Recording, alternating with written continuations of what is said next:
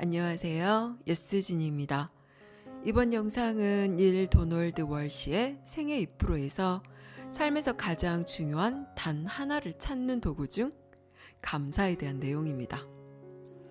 사람들은 중요하지도 않은 일에 생애 대부분을 허비해버리고 정작 중요한 것은 무엇인지 인지하지도 못한 채 삶을 살아간다고 여기에서는 말합니다. 세상 사람들의 98%가 중요하지 않은 일에 시간의 98%를 소비하고 있다고요. 그러면 우리에게 정작 중요한 것은 무엇일까요?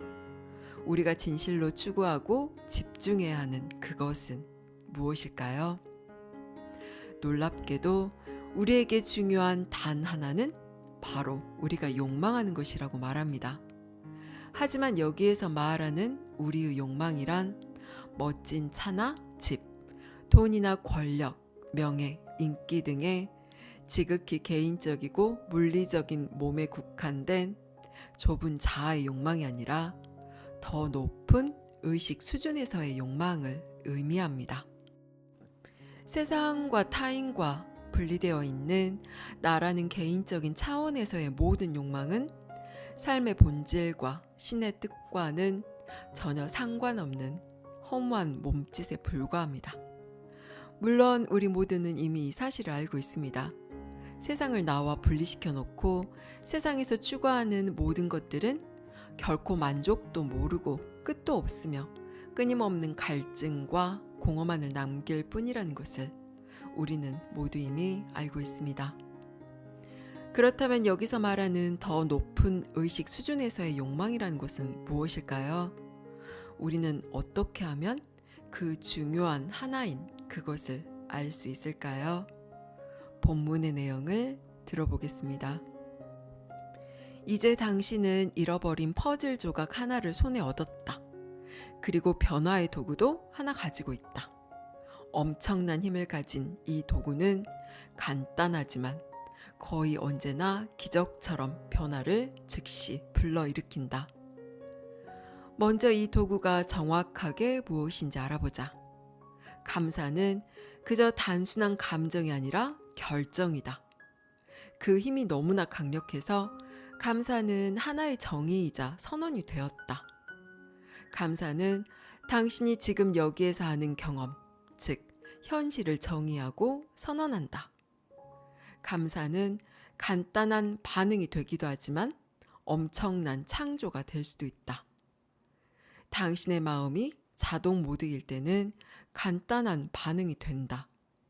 하지만 마음이 영혼과 합쳐져 현재 순간에 대해 함께 선택할 때는 위대한 창조가 된다. 매 순간 선택은 언제나 같다.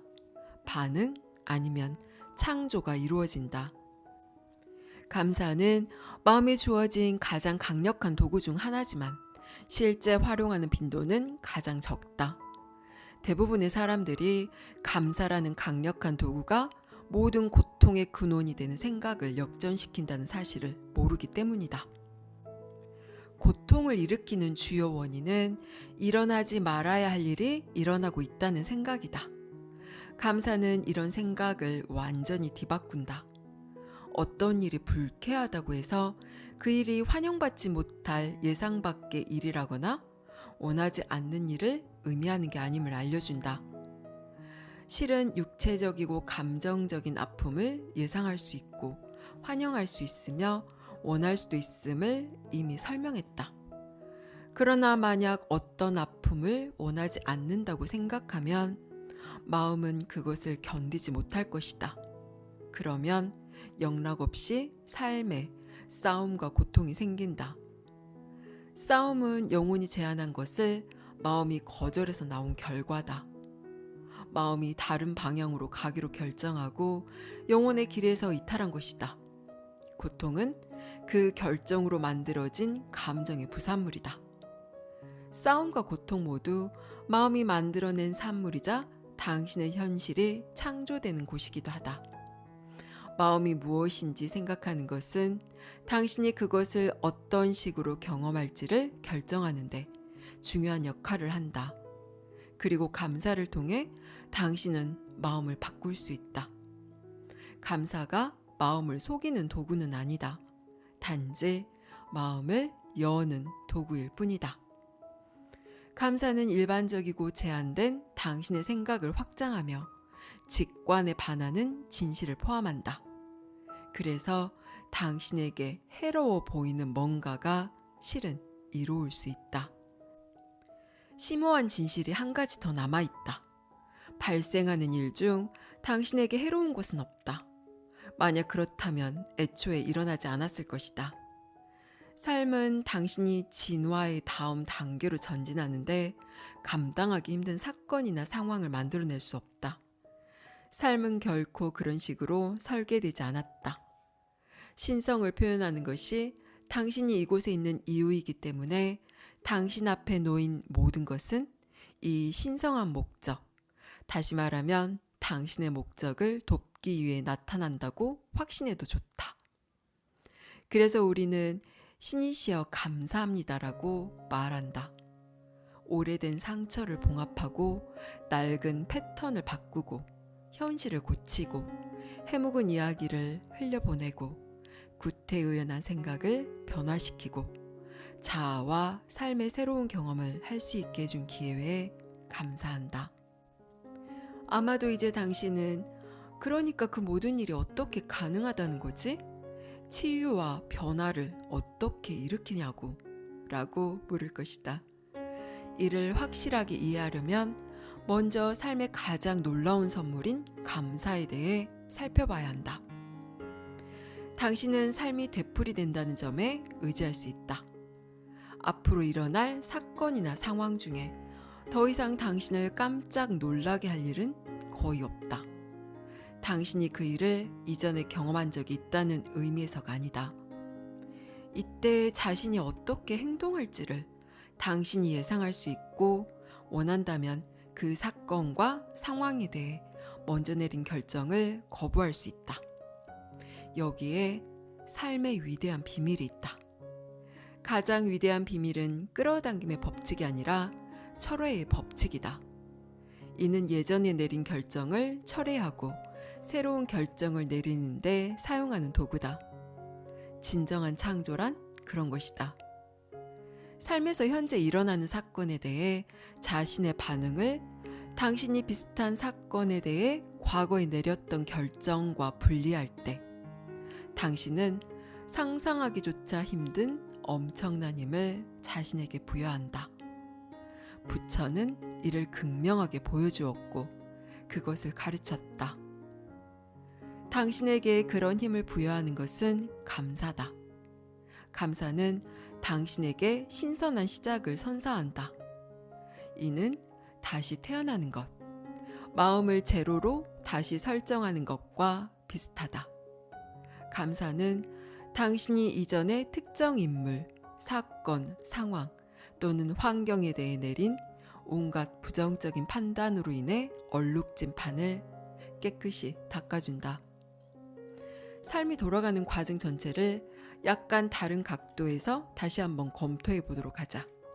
그러면 모든 것이 좀 더 선명하게 보일 것이다. 당신은 태어난 직후부터 외부 세계에 대한 막대한 양의 데이터에 접촉해 이를 분석하고 조합하고 저장해왔다. 이 과정을 매우 효율적으로 진행한 결과 이 땅에 태어나고 몇 년이 지나자 더 이상은 새로운 경험을 할 수 없게 되었다. 새로운 사건은 일어난다. 하지만 새로운 경험은 하지 않는다. 이는 의도된 것이다. 당신은 새로운 경험을 하지 않지만 똑같은 경험을 몇 번이고 반복해서 하게 되어 있다. 반복해서 접하는 경험은 외부가 아닌 당신 내면에 있다. 경험은 모두 내적이고 사건은 외적이다. 사건은 당신의 경험과는 아무런 상관이 없다. 두 사람에게 똑같은 사건이 일어나도 판이하게 다른 경험을 할 수 있다는 것이 바로 그 증거다. 그리하여 당신은 외적으로 새로운 사건을 많이 접할 수는 있지만 사실상 새로운 경험은 하지 않게 된다. 나이가 들수록 이 사실은 더욱 확실해질 것이다. 사실 해가 바뀔 때마다 이런 진실은 그 자체로 전형적인 증거가 될 것이다. 당신은 이미 경험했다. 사랑을 이미 경험했고 의심할 여지 없이 또다시 경험할 것이다. 적대감도 경험했으며 이 역시 또다시 경험하게 될 것이다. 헌신도 마찬가지다. 배신 역시 경험해봤고 앞으로도 경험하게 된다.